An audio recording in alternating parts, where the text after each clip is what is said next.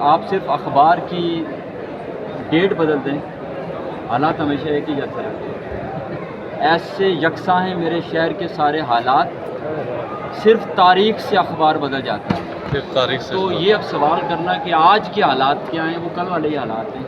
آج رؤف حسن صاحب کو پیش کیا تو میں صدیقی صاحب سے کہہ رہا تھا کہ کوئی ایٹم بم تو نہیں برآمد کر لیا رؤف حسن صاحب کی جیب سے یا ان کے پاکٹ سے یا ان کے والٹ سے، تو وہ پھر آپ دیکھ رہے ہیں کہ اب تو کل ہمیں اپنے D G I S P R صاحب نے یہ بھی بتا دیا کہ ڈیجیٹل دہشت گردی بھی کوئی چیز ہے، اور پھر ڈیجیٹل دہشت گردوں کی شناخت بھی بتا دی۔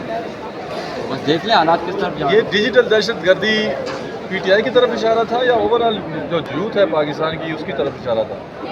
دیکھیں ڈیجیٹل دہشت گردی جو ہے وہ ایک عام پاکستانی کی سوچ کی طرف اشارہ ہے، ایک عام جسے کہتے ہیں نکارہ خود، نکارہ خلق، آواز خلق جو ہے وہ نکارہ خدا، ٹھیک ہے۔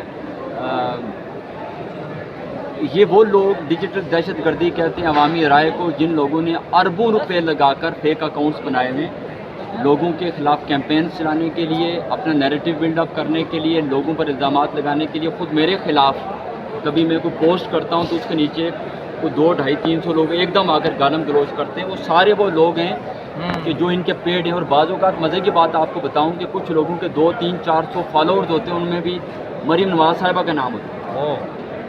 تو ڈیجیٹل دہشت گردی اتنی بری چیز ہے کہ ماشاءاللہ یہ خود کرتے ہیں، اور سرکاری ٹیکس کے پیسے سے کرتے ہیں، عوام کے ٹیکس کے پیسے سے کرتے ہیں۔ ارے بھائی اتنی بری چیز ہے ڈیجیٹل دہشت گردی، تو آپ چھوڑ دو نا اس کو، اس پلیٹ فارم کو آپ چھوڑ دو۔ آپ کیوں اس کے اوپر جنگ لڑ رہے ہیں اور لاکھوں جعلی اکاؤنٹس بنا کر لڑ رہے ہیں؟ اور کسی دور میں تو ایس پی آر نے اس کے اوپر بڑی ہومورک کیا تھا، بڑا ففتھ جنریشن وار جو ہے وہ ساری یہیں پہ لڑنے کا فیصلہ ہوا تھا۔ اچھا کرتے بھی وہی ہیں، اس کے بعد اس کے خلاف فتویٰ بھی خود دیتے ہیں۔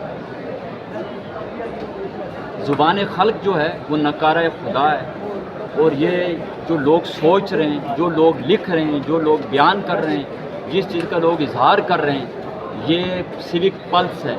سیوک پلس کو آپ نگیٹ کر کے، نیگلیکٹ کر کے کبھی سیدھے راستے پر نہیں جا سکتے۔ کل بتایا کہ آپ پھر پریس کانفرنسز کا ایک سلسلہ شروع کریں گے، ماشاءاللہ ویکلی بتایا تھا، ویکلی اور انہوں نے کہا جی اب ریگولر شروع کریں گے۔ آپ پریس کانفرنسز سے حالات نہیں بدل سکتے جب تک آپ اپنی وہ پالیسیز نہیں بدلتے جس کی وجہ سے حالات اس نیٹ تک پہنچے۔ آپ کو کیا نظر آ رہا ہے؟ ایک طرف خان صاحب ہیں اور دوسری طرف گورنمنٹ اور پلس اسٹیبلشمنٹ ان کے ساتھ نظر آ رہی ہے، یہ کس طرف جا رہا ہے معاملہ؟ مطلب آپ کو کیا نظر آ رہا ہے، کس طرح دیکھتے ہیں سارے سیناریو؟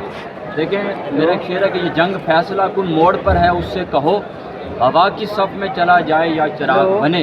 یہ جنگ برال آخری مراحل میں۔ اچھا، خان صاحب کو ان کا شکریہ ادا کرنا چاہیے کہ یہ آخری جنگ جب جیتی جائے گی عوامی بالادستی کی، تو اس کا سہرا خان صاحب کے سر سجے گا، اور تاریخ میں اس کا کریڈٹ خان کو ملے گا۔